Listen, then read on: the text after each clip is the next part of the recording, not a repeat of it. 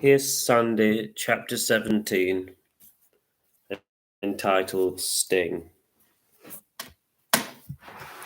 Simon sat in the armchair, too tired to do much.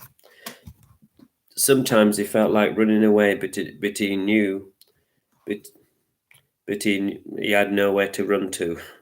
He was nearly 13, and unknown to him, things wouldn't stay this way forever. Unfortunately, at that moment, he couldn't see the woods for the trees. He quickly fell asleep.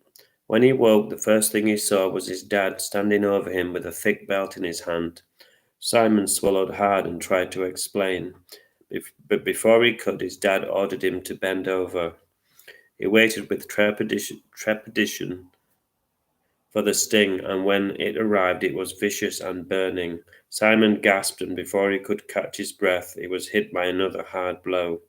Tears flooded his eyes, and his backside burned with an intense, agonizing heat.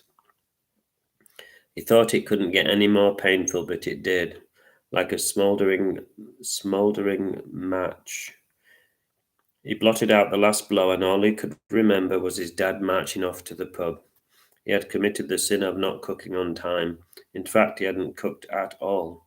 To make amends, he hoovered the living room and mopped the kitchen floor. Deep down, he knew it wouldn't make much difference. Exhausted, he went to bed. He lay in bed staring at the ceiling and trying to ignore the stinging sensation on his bottom. He thought of his mum and wished she was with him now to comfort him. He let the tears fall, but they were not tears of pity. They were tears of defiance. He slept so soundly that he didn't hear his dad come home, which was a good thing as he was drunk as usual. Alf usually spent the evening swearing at the TV and sipping beer. This was a good thing as he tired himself out, and that meant that he couldn't punish Simon any more. The heavy rain against the window woke Simon, and he went through his usual routine.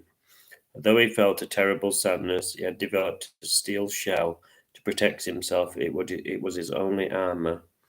He watched the bacon sizzle and the eggs bubble, and he momentarily thought of sprinkling rat poison onto their lovely yellow surface. This made him giggle, but he didn't laugh out loud, as this would annoy Alf.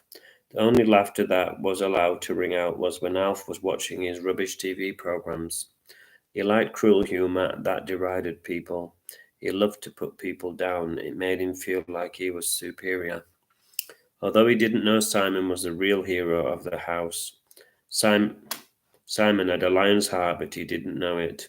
After placing the food on a tray in front of his dad like a gift of the gods, Simon spoke.